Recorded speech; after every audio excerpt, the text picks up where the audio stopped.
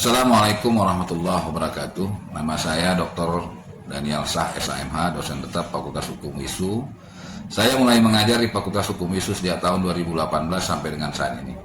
Adapun mata kuliah yang saya ampuh, yaitu untuk semester ganjil adalah 1 Hukum Acara Perdata, yang kedua Etika Profesi. Sedangkan mata kuliah pada semester genap yaitu 1 Pendapat Hukum, 2 Hukum Acara Peradilan Agama. Penyampaian materi yang saya paparkan sesuai dengan kurikulum yang telah diterapkan berdasarkan LPP dan LPS, menggunakan metode penjelasan dan diskusi secara tatap muka selama 90 menit, dengan pembagian waktu 40 menit menjelaskan materi dan 50 menit sesi tanya jawab, dengan menggunakan alat bantu proyektor untuk menunjang hasil diskusi agar mahasiswa dapat memahami materi tersebut. Assalamualaikum warahmatullahi wabarakatuh. Wabarakatuh.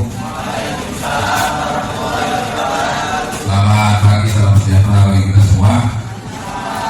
Saudara, kita lanjutkan materi kuliah kita tentang pendapat hukum yang di dalam bahasa Inggrisnya disebut juga legal opinion atau disingkat LO.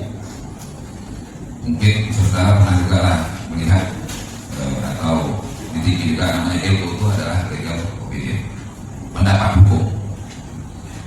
Nah, saudara, kita masuk kepada pengertian legal opinion. Jadi istilah legal opinion dalam bahasa Latin disebut juga dengan ius opinion. Ius itu artinya hukum, opinio artinya pandangan atau pendapat, pendapat sama. Jadi legal opinion ini juga adalah istilah yang dikenal dalam sistem hukum common law. Kita tahu kita di Indonesia menganut sistem hukumnya apa? Eropa, kontinental. Sementara contoh Malaysia, Singapura, tetangga kita, di Amerika, Inggris itu disebut juga Anglo-Saxon. Nah, kita ini itulah Eropa kontinental tadi yang disebut juga civil law. Dikenal dengan istilah legal treatise yang dipelopori oleh aliran kritikus hukum. Istilah legal opinion tadi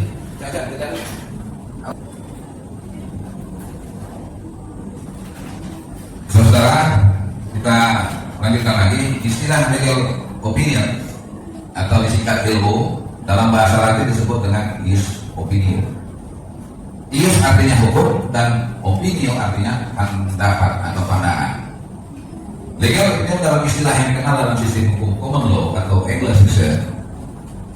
Sedangkan sistem hukum Eropa kontinental atau civil law dikenal dengan istilah legal treatise. Ini alirannya ada nih, aliran kritikus hukum. Next. Nah, di dalam Wikipedia disebutkan legal opinion. Nah, pendapat hukum atau legal opinion pada dasarnya adalah merupakan keterampilan didasarkan pada logika hukum, keterampilan dalam logika hukum, atau disebut juga dalam legal reasoning untuk memecahkan masalah-masalah hukum. Nah, kalian dulu belajar di Fakultas Hukum banyak tujuan. Bisa jadi profesi. Apa profesinya? Jadi pengacara, jadi notaris, kemudian bisa juga legal di perusahaan, kemudian juga bisa menjadi dosen, bisa juga sebagai personalia atau HRD manager. Banyak cakupan kalau kita kuliah di hukum ini. Kalau ini terkhusus sebenarnya untuk menjadi lawyer. Boleh juga sebagai legal di perusahaan, contohnya di bank. Bank itu, contohnya di bank, kalau kita mengajukan kredit, seseorang mengajukan kredit, ada di legal itu, nanti dibuatnya legal opinion. Ini layak nggak dikasih kredit? Kadang-kadang kita tahu kredit apa namanya, debitur ini juga nakal, dia palsukan semua data-data, sehingga dia bisa juga bekerja sama-sama orang bank, orang dalam bank, dikasihlah kredit dengan ratusan miliar rupiah. Nah, ini tadi gunanya dia bisa aset yang bergerak antar orang. Nah, inilah gunanya tadi LO, legal opinion. Nah, saudara, kalau di dunia pengacara, saya mengenal juga yang namanya pengacara yang masuk TV Hotman Paris, tapi ya kenal ya. Dia itu dibayar untuk membuat satu lembar legal opinion itu ribuan dolar. Nah, inilah enaknya kalau kita menjadi seorang lawyer. Nah, contoh kasus misalnya tanah, datang klien ke tempat seorang pengacara, ratusan hektar tanah tersebut, membuat legal opinion oleh seorang lawyer itu dibayar mahal. Jadi tadi ada legal reasoning. Jadi nanti kita lanjutkan nanti dalam materi berikutnya apa-apa yang harus dibuat di dalam legal opinion. Sama dengan kita membuat tugas atau membuat karya ini ada pendahuluan, ada kronologi, kemudian ada pendapatnya, apa hasil pendapat dan konklusi atau kesimpulan. Ini yang harus dilakukan. Ini yang harus dilakukan untuk seorang klien. Kita tempuh dulu pidana baru perdata. Itulah legal opinion. Sampai di sini ada cukup jelas. Baik, kita lanjutkan. Oleh sebab itu, pendapat hukum memiliki posisi sentral yang sangat strategis bagi semua penggelut dunia hukum yang difungsikan dalam menafsirkan hukum. Ini dapat merupakan sebagai ilmu pengetahuan serta sebagai media dalam melakukan legal reading. Itu yang saya sampaikan. Pentingnya seorang lawyer, pentingnya legal opinion ini. Legal opinion ini juga kadang-kadang bisa salah dibuat oleh seorang lawyer atau seorang yang bekerja di perusahaan, bisa salah membuat legal opinion itu. Makanya ada kriteria. Inilah pentingnya dari dia sentral dan strategis. Gara-gara kita membuat LO atau legal opinion yang salah, yang kita buatkan legal opinion bisa masuk penjara. Kalau dia pidana, kalau dia perdata bisa kalah dan akhirnya harus dia hartanya disita misal. Nah, ini sentral, penting. Nah, rasionalitas logika kita merupakan bahan utama untuk meracik itu ramu legal opinion. Maka dengan kata lain, legal opinion sulit dilepaskan dari unsur rasionalitas dan logika. Mesti pakai logika, karena salah kita membuat legal opinion. Next. Kemudian argumentasi hukum atau legal reasoning yang saya sampaikan tadi berkaitan erat dengan bagaimana mengkaji, menganalisis dan merumuskan suatu argumentasi hukum secara tepat berdasarkan logika pengalaman. Harus tepat ya, pakai logika. Makanya saya bilang nggak bisa asal-asal. Kalau asal-asal itulah bisa kita masuk penjara, bisa kalah di pengadilan. Dalam hubungan ini, kesalahan dalam mengkonstruksi legal reasoning akan menimbulkan persoalan hukum yang berkaitan. Ini saya sampaikan tadi. Bisa salah kita melakukan legal reasoning tadi.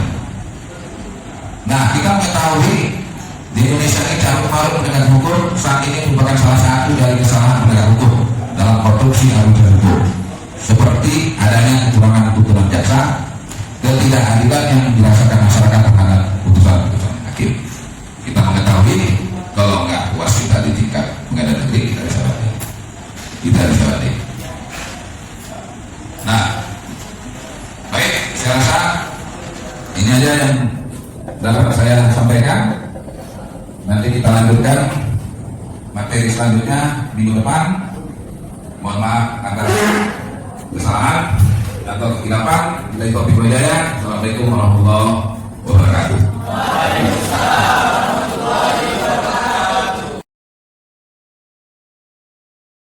Bagi kita semua,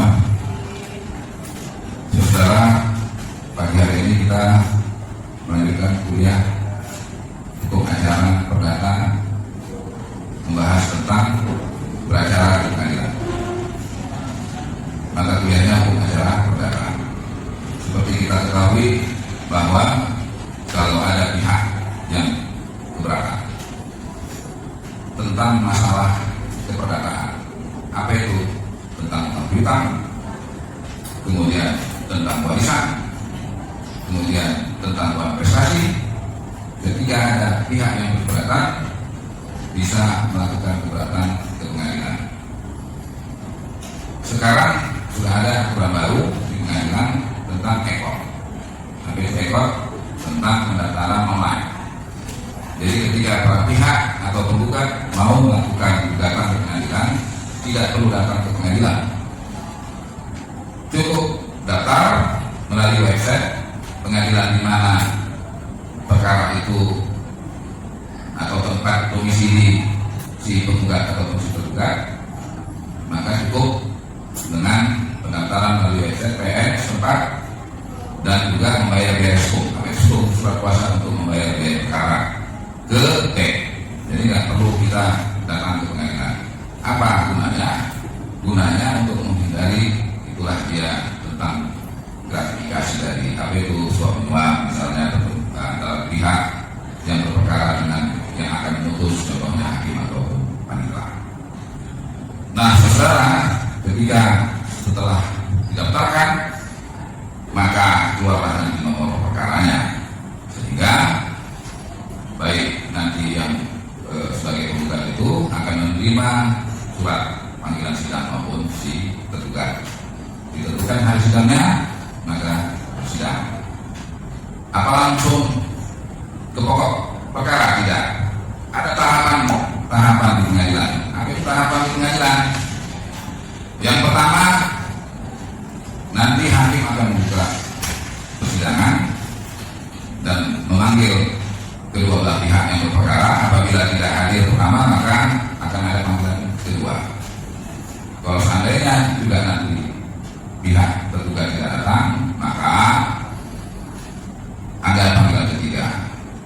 Tidak datang juga dilanjutkan ke pokok perkara, kemudian nanti diputus dengan proses tanpa hadirnya si tergugat. Nah, apabila datang hakim pengadilan di mana tempat perkara itu berada, maka akan menunjuk hakim mediasi untuk bermediasi. Apa gunanya mediasi ini? Mediasi ini gunanya agar para pihak bisa berdamai, menyelesaikan secara di luar pengadilan. Tapi ini sudah masuk pengadilan, karena kita ada namanya non litigasi dan litigasi. Non litigasi di luar pengadilan, kemudian litigasi itulah yang berperkara. Nah, saudara,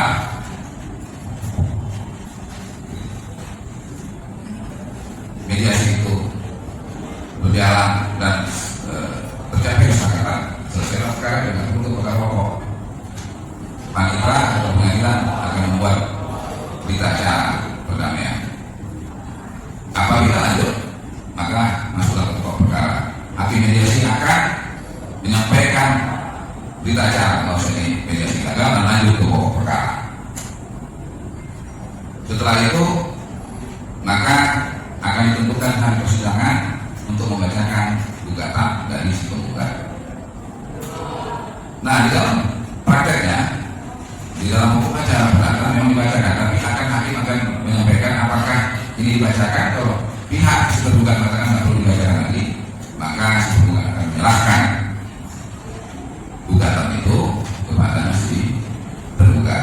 Walaupun sebenarnya pihak tergugat sudah ada menerima gugatan dari si penggugat melalui jurusita pengadilan. Jurusita itu gunanya adalah untuk menyampaikan panggilan persidangan. Itu ya. Nah, ketika sudah diterima, maka si tergugat akan ditanya hakim berapa lama nanti jawaban terhadap si penggugat diserahkan. Biasanya hakim pengadilan akan menyampaikan 1 minggu. Itu ya. Setelah 1 minggu, maka jawaban atau bisa juga jawaban untuk eksepsinya diserahkan di dalam persidangan untuk diserahkan ke si penggugat. Setelah itu apa lagi? Ada namanya replik dari si penggugat. Jawaban si tergugat dijawab lagi oleh si penggugat, namanya replik. Di KUH kita hukum acara perdata ada nanti kalian bisa baca tahapan-tahapan itu. Nanti di semester 7 atau 8 kalian akan mengambil mata kuliah klinis di situ langsung praktek, ya. Begitulah selanjutnya setelah rembek, maka ada namanya duplik dari si tergugat, jawaban lagi dari. Nah, setelah itu ada namanya kalau mahkamah, hakim akan melakukan namanya sidang lapangan atau SP atau PS, pemeriksaan setempat. Nah, tapi ada juga yang langsung bukti. Bukti itu ada dua, bukti tertulis dan bukti yang namanya saksi. Nah, ini tergantung situasional. Setelah itu barulah tidak ada lagi namanya pemeriksaan sempat, langsung dilakukan bukti tertulis. Apa itu? Pertama, apakah itu sertifikat, apakah itu namanya surat SKT, apakah itu kwitansi. Nah, kalau bukti saksi orang yang mengetahui tentang masalah, kalau kita masalah tanah, ya masalah tanah itu apakah kepala desa atau lurah atau camat atau juga jiran tetangga dan lain-lain. Nah, begitulah setelah bukti tertulis tadi saksi, maka ada yang dinamakan konklusi, kesimpulan. Nama bahasa pengadilannya atau Belandanya konklusi, kesimpulan. Disimpulkan para pihak lah itu konklusi itu di dalam satu lembar surat, dari mulai yang pertama gugatan sampai duplik sampai pemeriksaan saksi itu dari rangkum. Nah, setelah kesimpulan atau konklusi itu putusan. Putusan itu ada yang kalah dan ada yang menang. Ada juga NO tidak diterima.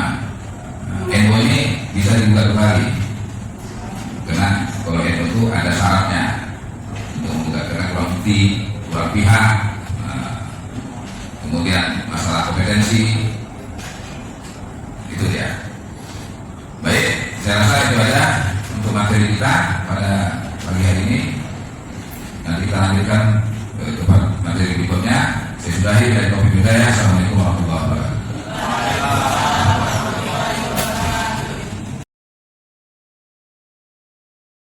Assalamualaikum warahmatullahi wabarakatuh. Baik saudara, kita lanjutkan materi kuliah pengantar ilmu hukum semester 1C. Betul ya, C ya. Materi kita hari ini adalah pengertian ilmu hukum, kemudian tujuan dan kegunaan ilmu hukum serta kedudukan dan fungsi pengantar ilmu hukum. Baik, kalau kita berbicara tentang pengertian pengantar ilmu hukum, ini kerap kali oleh dunia studi hukum dinamakan ensiklopedia hukum. Artinya apa? Mata kuliah dasar yang merupakan pengantar dalam mempelajari ilmu hukum.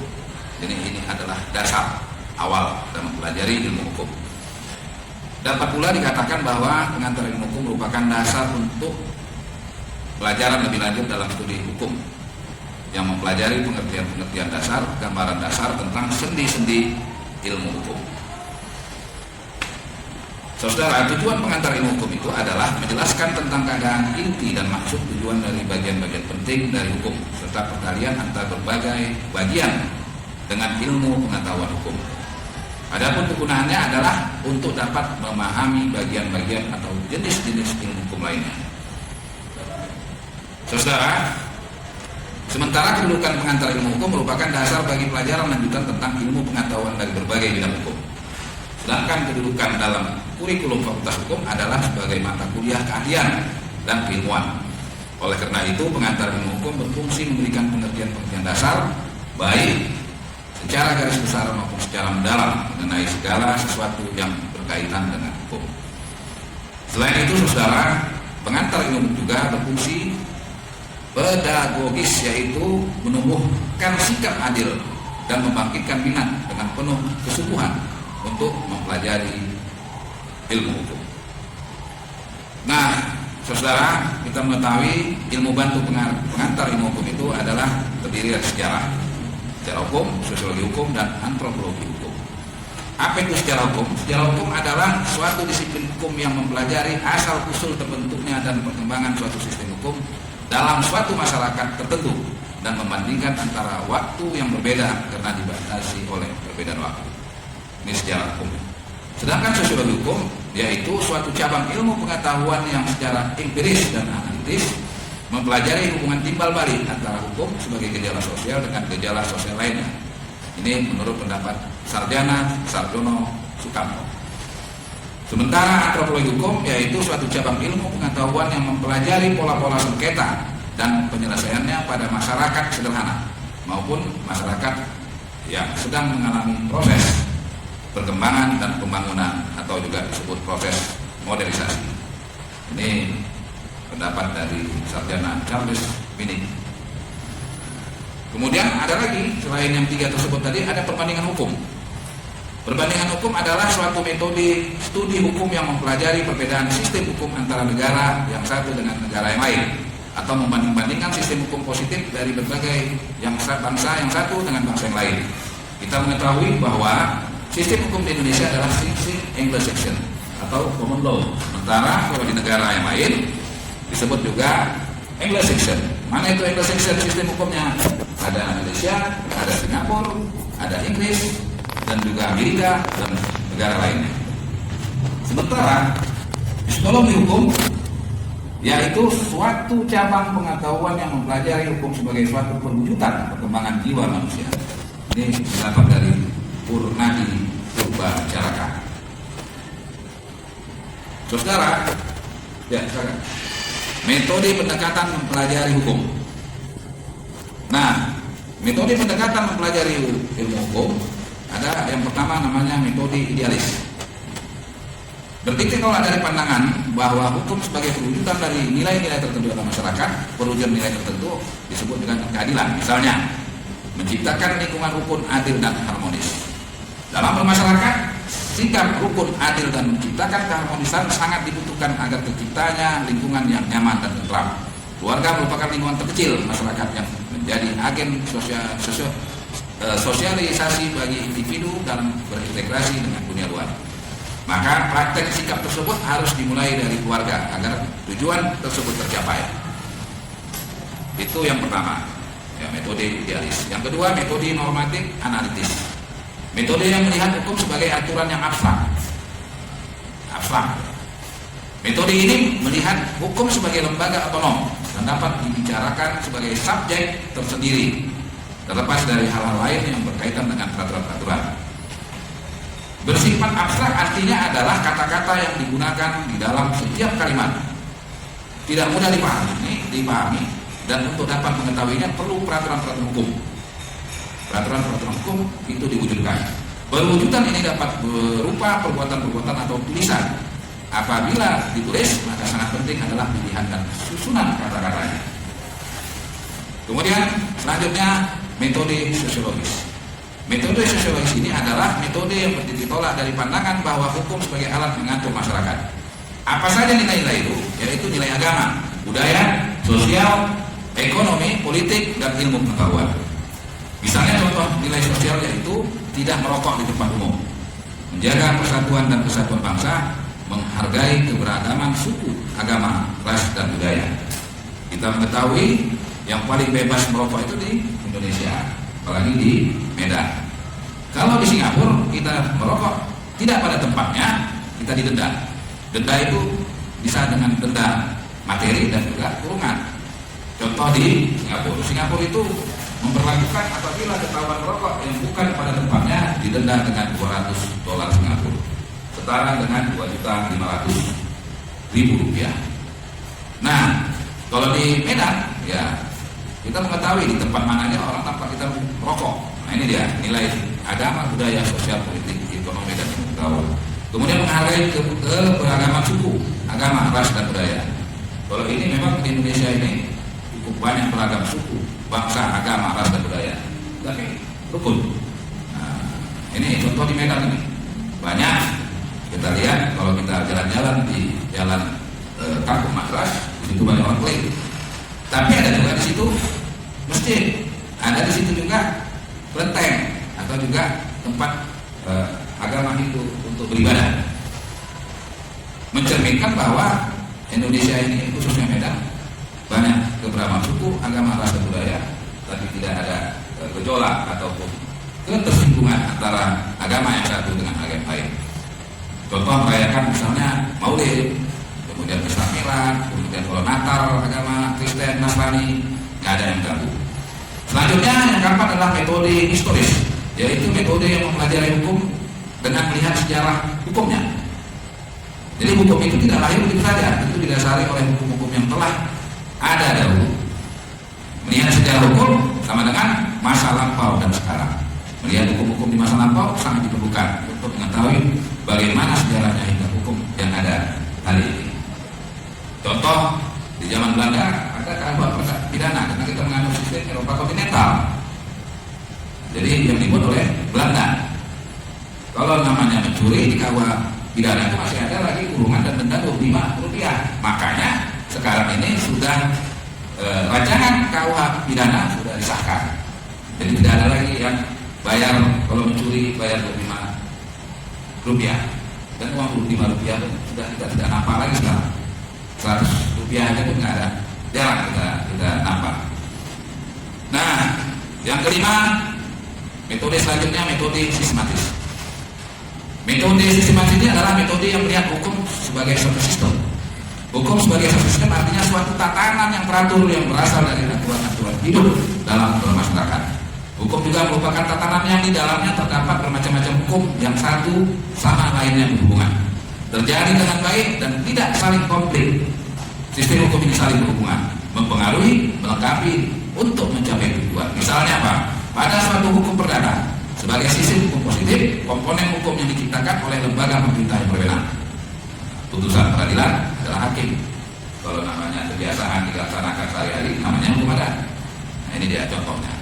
Kesimpulannya apa? Sistem hukum sebagai suatu sistem adalah suatu susunan atau tatanan teratur dari aturan-aturan hidup. Dari aturan-aturan hidup di mana keseluruhan bagian atau komponennya berkaitan satu dengan yang lain. Ya, baik. Saya rasa ini saja yang dapat saya sampaikan yang kita pada hari ini. Nanti kita lanjutkan minggu depan dengan materi yang lain. Terima kasih. Bila itu Assalamualaikum warahmatullahi wabarakatuh.